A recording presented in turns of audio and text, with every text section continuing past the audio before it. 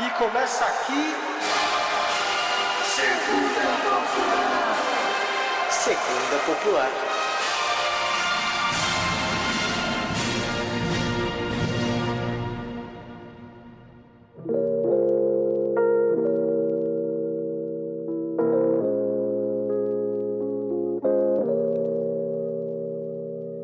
Fala, galerinha do mal, tudo certo? Sejam bem-vindos a mais um grande episódio da nossa Segunda Popular. E hoje vamos falar de uma joia bruta, uma joia perdida, um Need for Speed fora de sua época. Vamos falar de Speed Racer de 2008, um filme roteirizado e dirigido pelas irmãs Wachowski, que é praticamente um Matrix 2, basicamente isso, que na verdade é inspirado um pouco no mangá de época do Japão, a gente vai introduzir um pouco isso, mas hoje eu não trouxe só um, dois, eu trouxe 3 pilotos incríveis pra estar aqui com a gente. Hoje eu tô aqui com o Frog primeiro. Frog, fala, você seria o meu copiloto? Ou você seria o cara que fica atrás, assim, distribuindo lanche? Quem que você seria, Frog? Eu seria o cara do lanche, com certeza. Mas assim, esse filme de fato é uma experiência. Cara, esse episódio vai ser interessante porque eu não sei descrever a sensação de assistir esse filme num contexto principalmente de, sei lá, 15 anos depois. Então vai ser interessante pra dizer o mínimo. E temos aqui, então vamos dizer assim, temos o nosso copiloto agora estreando aqui com a gente para trazer vários comentários, com certeza muito rápidos, o Zorzal. Olá, senhoras e senhores que moram na internet. Como vocês estão? Speed Racer, quando eu atingi um nível de maturidade emocional, eu consegui assumir que é o meu filme favorito. Então, vai ser muito interessante falar sobre ele hoje. Então é isso, peguem os seus volantes, acelerem os seus motores de CGI 3D de 2008 e vamos descobrir se é uma joia rara, uma grande crítica ao capitalismo ou só mais uma prova de que o único filme bom que as irmãs Wachowski fizeram foi Matrix 1. Não diga isso. Defenderei as maiores incompreendidas de Hollywood.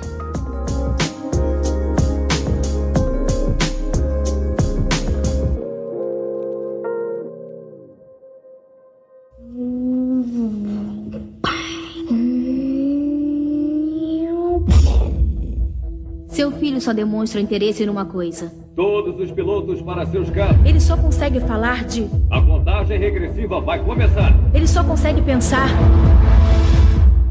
em corrida de carros. Cruzando a linha de chegada, o vencedor Speed Racer.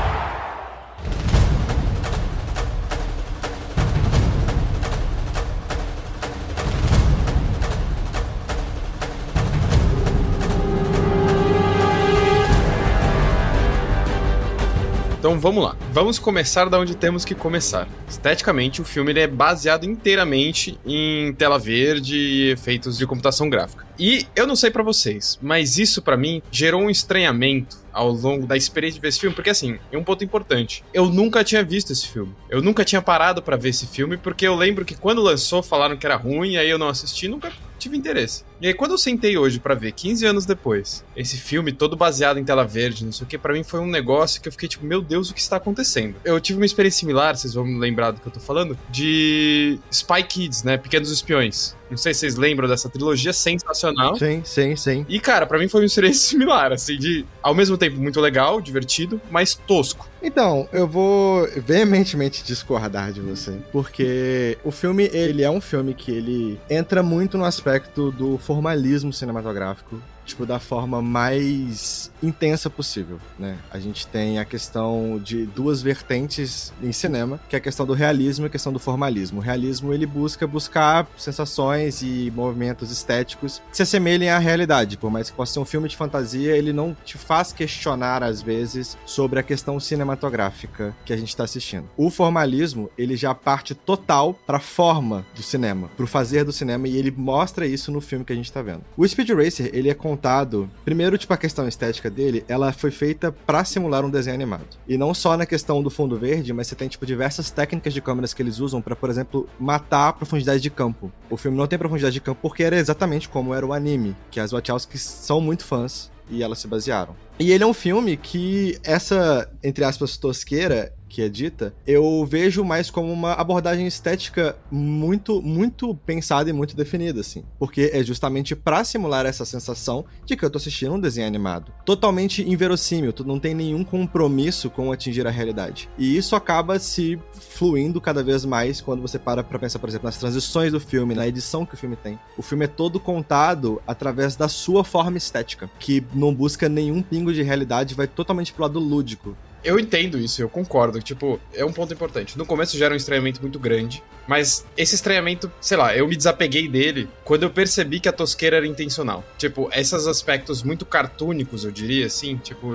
da reação dos personagens, ou algumas cenas, tipo, principalmente quando tá tratando do moleque e do macaco e tal, é muito cartoonizado. Então, tipo, nesse momento, beleza, eu desapeguei e falei, não, tá, porque no primeiro momento eu achei que era essa perspectiva de falta de orçamento, e depois eu falei, não, tá, isso aqui é de propósito. E aí minha visão sobre toda a experiência do filme mudou, mas ainda assim é difícil de aguentar. É difícil, porque é uma abordagem estética que a gente não tá nem um pouco acostumado. E as próprias Wachowskis, elas falam disso. Principalmente na época que o filme foi lançado, o filme que foi mais ovacionado de blockbuster foi Batman, o Cavaleiro das Trevas, no mesmo ano. Que é o filme que vai mais pro aspecto, tipo assim, de filme de fantasia, pro realismo de todos. Sabe? É o extremo oposto, assim, do espectro. Mas aí, quando você vai parar pra pensar, filmes que tem uma abordagem mais pop formalista começaram a surgir depois do Speed Racer, são vários. O próprio Scott Pilgrim, por exemplo, entre outros filmes que acabaram bebendo um pouco dessa fonte, sabe? Então você tá dizendo que Speed Racer lançou um movimento? Olha só, eu não disse isso, mas ele foi um dos primeiros a tentar e a conseguir, na minha visão. Vanguarda, total. As irmãs Wachowski, elas sempre gostaram de qualquer coisa de mangá e, enfim, a cultura oriental como um todo, nipônica, pra ser mais específica, né? Matrix, eu acho que é uma prova disso. Então tem muito do mangá, né? Que a gente não falou o nome, que é do Tatsuo Yoshida, de 66, assim, que tem muito carão e tal. Eu acho, assim, aí uma coisa que eu vou dizer que me incomodou e depois eu entendi e melhorou, é que a transição é sempre o rosto dos bonecos indo da esquerda pra direita, assim, é meio esquisito, e depois eu fui, tô tentando. Mas qual que é o meu problema, que pra mim foi o contrário. No começo eu tava gostando do filme, pra quem, assim, eu vou tentar descrever da forma mais visual possível das pessoas. Parece uma criança que ela enfiou tanto doce na boca, mas tanto doce na boca, que ela tá tendo uma overdose de açúcar, e ela tá gritando, tipo, Aaah! E tem uma hora que tem tanta cor, tem tanto CGI, tem tanta coisa junta, que você não sabe mais o que tá acontecendo, entendeu? E aí eu acho que isso dá uma cansada. Eu gosto, mas dá uma cansada ao longo do filme. E, porra, o CGI, eu criança achei bom. Hoje em dia é bem Pequenos Espiões de um jeito ruim. Parece uns bonecos de plástico, assim, e você fica, não sei, me dá muita agonia o CGI. O CGI eu não consegui defender, assim. Mas eu gosto da teoria de que nós estamos inventando aqui uma teoria de que é o neolúdico. Vamos inventar isso, vamos inventar nomes, entendeu? Algum dia algum otário escreveu que a A24 faz o neo-terror e todo mundo, nossa, como eles são diferentes. Eu nem diria o neolúdico, mas essa questão de um aspecto formalista, de uma abordagem formalista pro cinema de pop, blockbuster, assim, sabe? Que é pegar e usar esses elementos que são claramente falsos e falsetados, sabe? Para fazer o filme. Você pega, tipo, o próprio cinema do Edgar Wright é 100% isso, por exemplo, sabe? Que você tem, tipo, transições até muito semelhantes com a do Speed Racer e tal, enfim.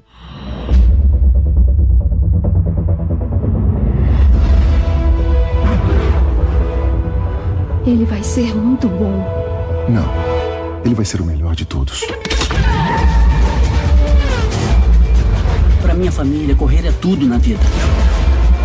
Quando vejo você fazer as coisas que faz, fico até sem fôlego. Eu tenho muito orgulho de ser sua mãe.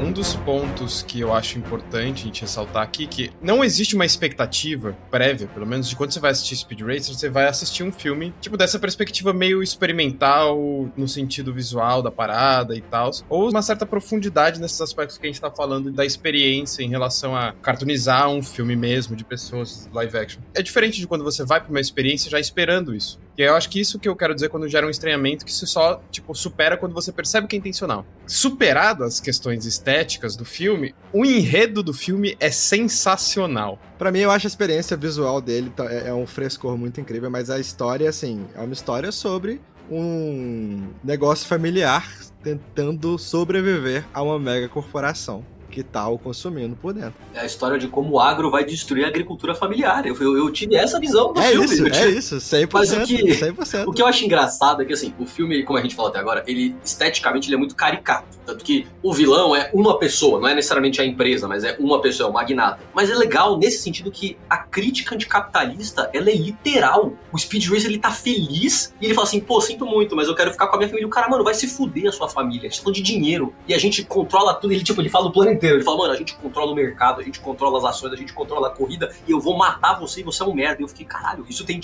20 minutos de filme, tá ligado? A crítica anticapitalista, eu acho que é isso. O lúdico e o óbvio, né, como é uma coisa tão caricata, permite que toda a crítica que eu sei que as Wachowski gostam e trabalham com isso, né, Matrix é uma coisa profunda, é uma coisa de fazer TCC, de doutorado. E aqui não, o vilão é literalmente um magnata, um bilionário que quer te fuder porque ele quer ganhar dinheiro de ações de empresas, assim. É interessante a discussão. E é muito foda, porque ele meio que mostra, a comodificação de toda uma indústria que, pro Speed na cena, né, só o contexto, o vilão do filme é o Royalton, que é dono de uma mega conglomerado de esporte das corridas, convoca o Speed pra correr pra ele, o Speed nega, ele fala assim, porque ele tem uma empresa familiar, né, da família Racer, e quando ele nega, o Royalton fala, então, sabe esse amor que você tem pela corrida? É tudo mentira, a corrida é um negócio e a gente usa pra controlar dinheiro, e se você não perceber isso, você vai morrer na praia, sabe? A cena, ela é muito forte, assim, nesse sentido, sabe? Porque ele pega e, destrói toda a visão romântica, assim, que o Speed tem com a comodificação do esporte como indústria, que joga o amor dele pro lucro, né? Eu acho isso interessante porque nossa geração não é da época do desenho do Speed Racer, né? Mas eu cheguei a assistir algumas vezes quando era criança, quando passava em canais de TV e tal.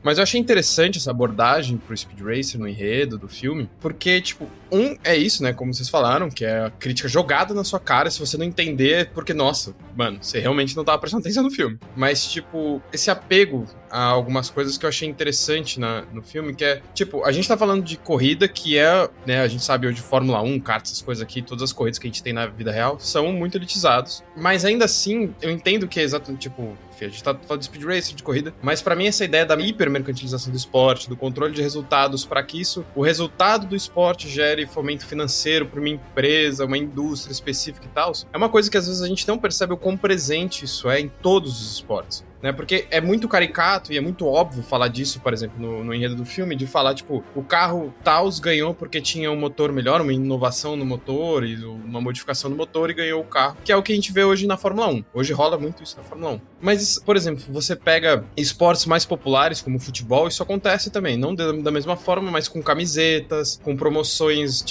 promovendo astros, chuteiras, bolas e coisas assim que, pra não nem falar, de acesso ao esporte, por exemplo, estádios, transmissões televisivas, por pay-per-view, essas coisas todas. Então, quando eu comecei a ver que a crítica também perpassava por isso, eu fiquei cara, é muito fácil a gente falar de Fórmula 1, mas isso, na verdade, aqui tá falando de, todos os esportes dentro do capitalismo. A mercantilização do esporte para dentro do capitalismo é o que sustenta a existência do esporte. E aí, hoje a gente vê um movimento muito similar para outras atividades, né? Por exemplo, jogos eletrônicos que estão na perspectiva de se tornarem esportes que já, antes mesmo de serem validados socialmente como esportes, já estão passando por esse processo de mercantilização, inclusive para validar eles mesmos como esportes. E eu achei isso muito genial quando eu tava assistindo esse filme. Speed Racer, o que você tá pensando? Aquela corrida foi arranjada. Tem alguém querendo destruir tudo que eu tenho de importante na vida. Por que a gente briga? O único jeito de parar essa gente é denunciando todos à justiça. Correr é a única coisa que eu sei fazer e eu tenho que fazer alguma coisa.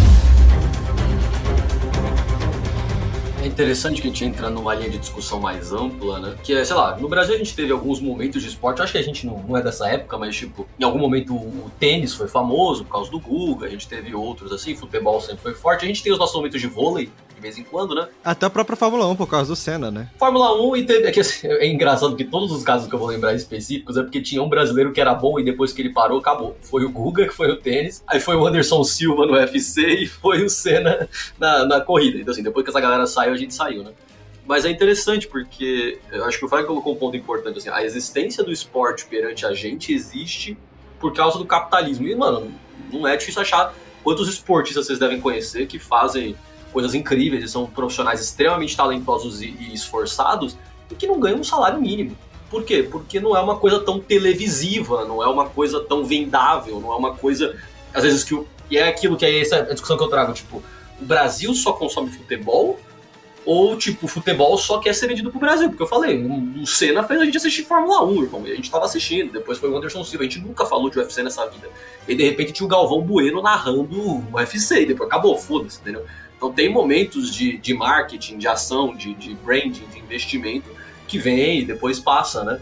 Mas me lembra muito um caso muito específico, assim, que sempre que tem Olimpíada tem umas coisas assim, né?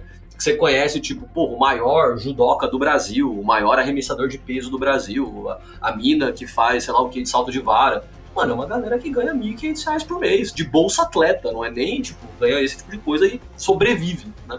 Porque não é uma coisa tão vendável, porque o Brasil também não é um país que investe tanto em esporte, né? Mas é interessante, eu sinto que, eu acho que o Fred falou um ponto importante, a crítica é um pouco mais óbvia quando a gente fala de carro, porque carro tem essa sensação de que, tipo, o carro mais caro ganha, o que não é verdade, mas, enfim, isso incentiva muito, né, o motor, o chassi, e no filme eles usam umas trapaças de vez em quando, né, os carros têm todos os gadgets, mas é verdade, tipo, quando a gente fala de futebol tem tênis, quando a gente fala de hipismo tem cavalo, quando a gente fala de qualquer coisa tem todo o material e a base pra você ter um esporte que só funciona porque são mega eventos, né? O que não é mega evento acaba não sendo um esporte, não é nem validado e a gente não leva isso pra frente, né. E é interessante porque isso vai muito contra o espírito do Speed no filme, porque ele é um cara até meio ingênuo, né, no começo, né? Ele fala, mano, eu faço por amor e a gente tem uma família, a gente é afundado em dívida, mas é mó legal. É meio que isso só, né? Meu irmão morreu nessa palhaçada, mas é isso aí, tamo aí junto. E o filme vai fazendo ele, tipo, ir pra corridas ilícitas, ele começa a ameaçar os outros corredores durante as corridas, ele vai, vamos dizer assim, se tornando um pouco mais sujo pra entender que, tipo, cara, ele não tá sendo sujo porque o irmão dele não foi sujo, né? O irmão dele se tornou, na verdade, ante o monopólio dessa grande indústria de corporação de comprar coisas, né?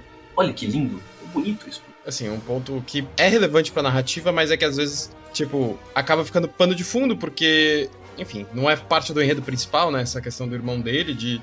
Essencialmente, tipo, o irmão dele se alinha com a justiça pra, enfim, caçar essa perspectiva de manipulação. Uma das coisas que é interessante, eu acho que para além, né, tem diretamente a ver com isso que a gente tá falando, mas também um pouco além, é que tem determinado momento no filme que eles estão tentando combinar o resultado dessa corrida ilegal para que as ações de uma das empresas despenque, porque eles têm uma nova tecnologia e aí o capitalista, né, o burguês quer comprar a fábrica que produz isso, porque ele tem a única fábrica que produz isso, não sei o que, eles estão combinando o resultado. E aí eles estão falando dessa tecnologia proveniente dessas fábricas. E aí o pai do Speed, tem uma hora que eles estão montando o carro pra corrida e fala, não, porque esse motor ou essa parada que eu não lembro o que era, funciona, na verdade, é muito melhor. E aí eu achei muito engraçada essa cena, porque parece uma coisa meio bobinha do filme, né? Parece um negócio, tipo, só um pequeno ato do pai dele, meio anti o burguês e tal, mas tem uma questão aí que eu acho interessante a gente falar, que é exatamente a relação de produção de tecnologia dentro do capitalismo. E de como, na verdade, o avanço tecnológico, às vezes, ele é meramente produzido para satisfazer, tipo, vontades de mercado. Não há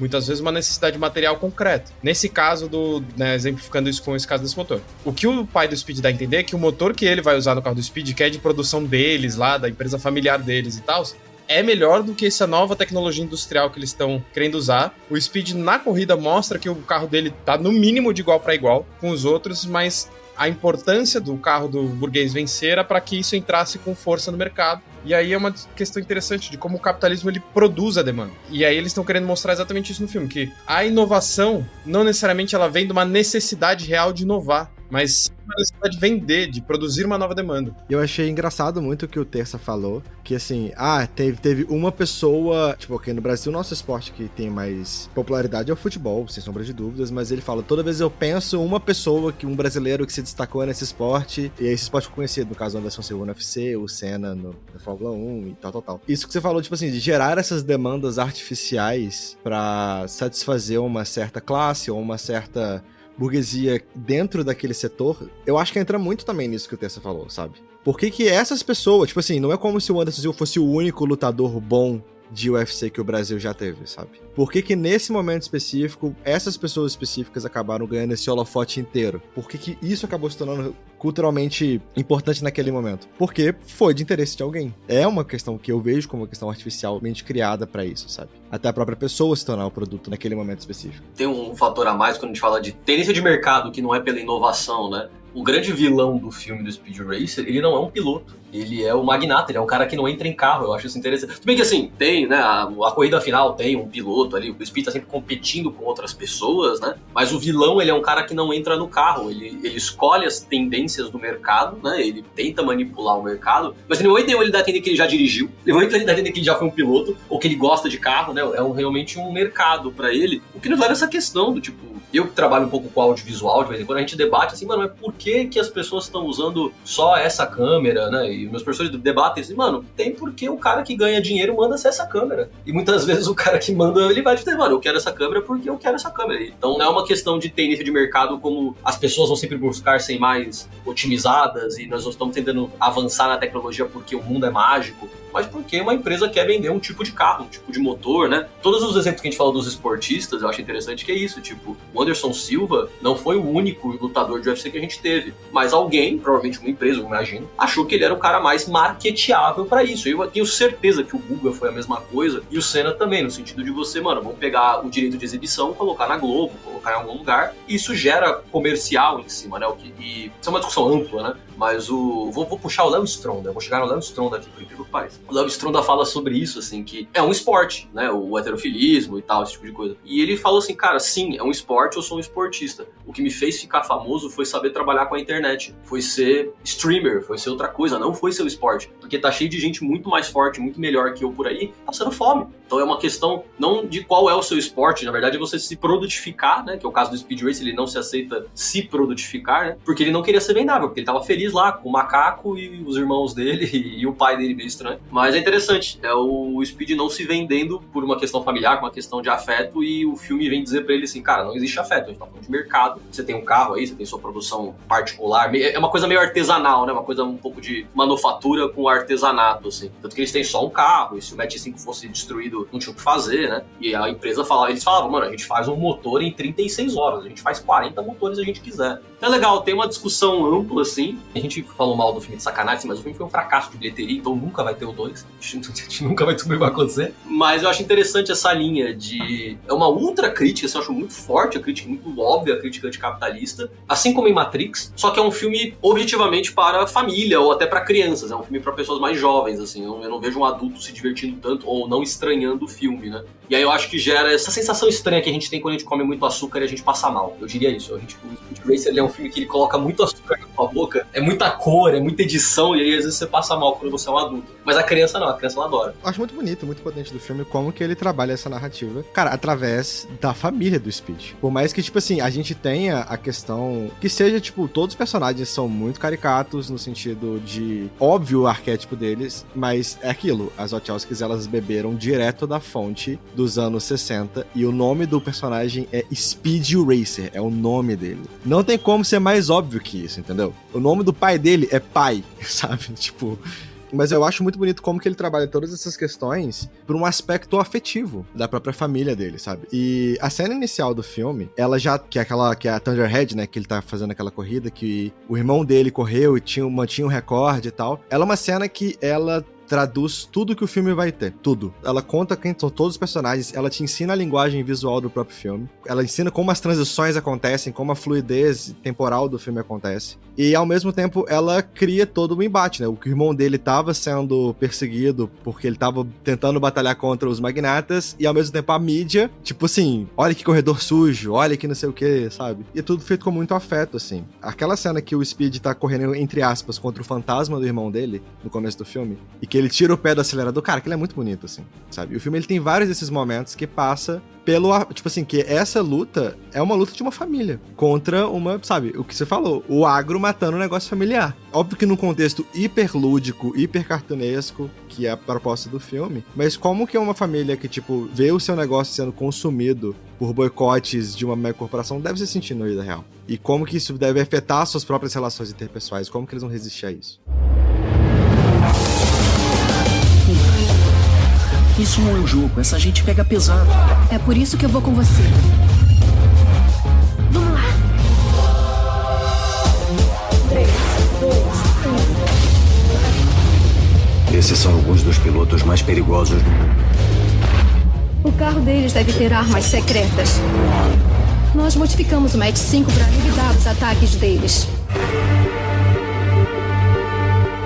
tava pensando agora o que era o Speed no filme. Porque é isso, tipo, o Speed é o personagem principal, mas eu tava pensando que eu tava numa perspectiva muito que o Speed em si era um personagem sem tanta simbologia, assim, para além de o protagonista. Só que quando eu coloquei ele em justa posição ao irmão dele, eu achei engraçado pensar que, tipo, os dois protagonistas do filme, né, no sentido do herói e tal, justapostos meio que significam coisas diferentes. Porque até o que o Terça tava falando do Speed ser essa visão, né, meio passional do esporte, aí eu tava pensando, pô, me pareceu muito uma perspectiva do Speed ser uma versão, tipo, a visão mais idealista do esporte, tipo, uma paixão meio desconexa da realidade, o esporte pelo esporte, né, pela paixão de competir, pela paixão de correr, uma coisa bem abstrata e bem sentimental. Enquanto o irmão dele, que inclusive eles têm cenas dos dois, tipo, saindo de casa idênticas, né? Enquanto o irmão dele assume uma posição, se vocês me permitem, até mais material, mais concreta. O irmão dele, para além da paixão abstrata do esporte,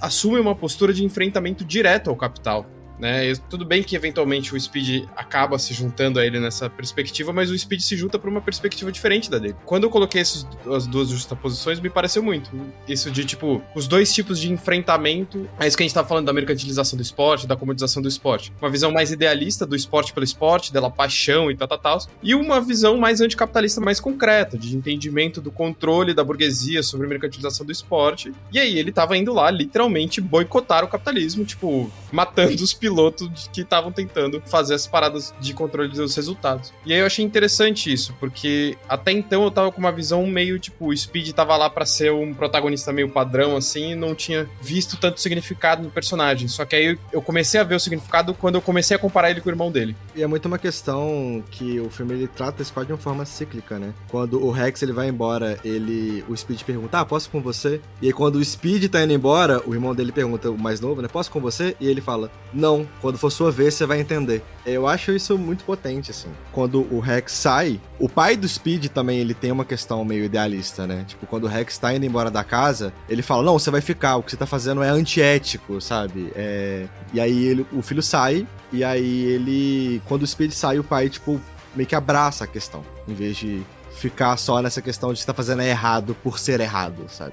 Eu sei como fechar esse programa de uma forma bonita, ó. Acompanhe comigo. O Zorzal me deixou emotivo. O Zorzal, ele conseguiu trazer um pouco de emoção pra esse programa. É um subplot, né? Um plot menor, mas parte do problema, da tristeza do pai do Speed é que ele meio que brigou com o irmão mais velho, né? Falou, mano, você não vai sair. É um pai meio bruto, vamos dizer assim, né? E eles saem brigados e pro pai do Speed, o filho dele morre, tá ligado? Ele, tipo, a última vez que ele falou com o filho dele morreu e ele nunca fez as pazes. Pra mim, a melhor cena do filme, de verdade, assim, eu fiquei emocionado de verdade, que é que ele fala que ele, porra, entrou numa depressão, porque o filho dele morreu e tal, e o Speed vai ver corrida com ele na TV de madrugada, e ele fala que ali ele reacendeu uma chama, que é a corrida que o Speed descobre depois que foi roubada. Então, a quebra pro Speed é muito forte. Pô, o momento que eu salvei meu pai de uma depressão porque o meu irmão morreu, né, era uma mentira. E eu acho que esse é o ponto. Quando eu sempre falo de audiovisual, eu sempre falo sobre isso, assim. Não importa se foi uma mentira. E o pai do Speed fala isso, assim, tipo, tudo bem ser arranjado, não é esse o ponto. O ponto é que naquela madrugada, naquele momento, eu tava sozinho, eu precisava ser feliz de novo e você foi comigo e o esporte foi isso. Então, assim, não importa se é um filme com CGI horrível, não é essa a questão. A questão é que a gente conseguiu ficar emocionado gravando esse programa e falar de comunismo. É pra isso que a gente tá aqui, entendeu? Se você tá me ouvindo agora, você não tá chorando, eu sinto muito por você, porque eu tô muito emocionado. Mas é isso, tipo, as obras conseguem ir um pouco além, né? Tipo, a gente sabe que o filme é de mentira, a gente sabe que as irmãs Wachowski provavelmente são milionárias, não é essa a questão que a gente quer trabalhar, e o filme tem suas falhas, mas, pô, esse filme, o Zorzal, ele fala de uma forma mais emotiva, mas eu falo sobre isso, a gente conseguiu destrinchar esse filme de uma forma que é válida, a discussão é válida, o que você sente com qualquer coisa sobre esporte, sobre emoções, sobre o audiovisual, independente do que é, o que você sente, se isso te agrega, é sempre válido, entendeu? Que lindo, vamos fechar esse programa. Vai, Speed, vai!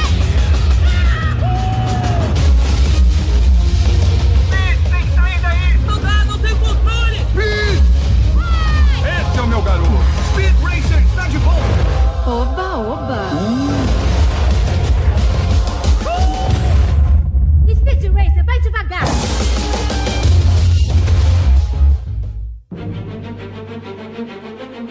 Frog, diz aí sua frase final e a gente acelera aqui e o Zorzal também. É isso, pessoal. Obrigado por curtirem mais esse episódio com a gente. E foi uma experiência incrível. Eu recomendo muito que assistam esse filme porque É uma experiência. Não tem outra forma de descrever. É isso. E obrigado, Zorzal, por participar. Eu recomendo sempre uma overdose de açúcar a qualquer hora. Zorzal, fecha aí da forma mais emotiva, tira o pé do freio e vamos avançar nessa vida que é o Speed Racer. Cara, eu que agradeço por falar. É sempre bom falar desse filme, é sempre bom defender esse filme, porque, como a gente falou, né, ele tem uma questão estética que é muito... É um choque muito grande com quem a gente tá acostumado de ver de forma geral. E isso acaba gerando um afastamento de um filme que eu acho muito potente, muito bonito. E que tem muitas questões que dá pra gente falar dele. Tanto das questões da crítica do filme, que é muito óbvia, quanto tipo das questões afetivas, emocionais do filme, que eu acho muito bonitas também. Veja esse filme. É só isso que eu tenho pra falar.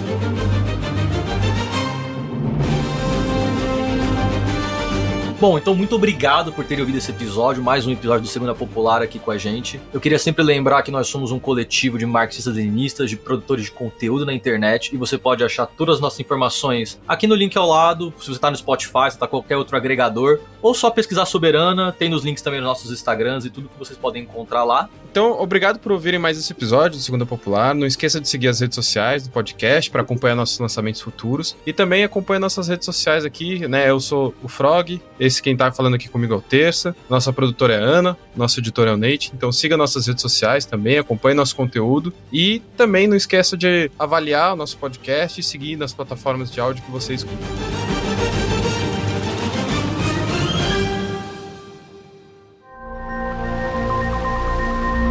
Este podcast foi editado por Nate Clayman.